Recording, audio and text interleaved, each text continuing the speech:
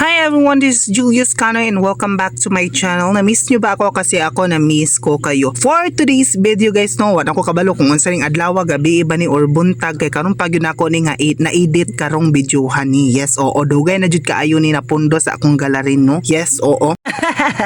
Nahimo ko ni nga video before pa sa ako ang OGT and then wala na ako nakahigayon og edit ani kay lagi na street na busy. Tiaw na nimo Lunes to Viernes OGT then Sabado Domingo. Bless po kay ko kay po ko schedule sa ko ang gina-dutyhan. Yes, oo. OGT from Lunes to Viernes and then duty po sa Sabado Domingo. Yes, oo. But don't worry kay happy ta po ko mahuman sa akong OGT, no. After na po sa akong OGT ani makapahuway po ko mga pila ka adlaw di magbana ta po kog video og vlog nga cooking show. Kay mga pila na lang pod ka adlaw after sa akong OGT magsugod na pod ang klase. Yes, oo.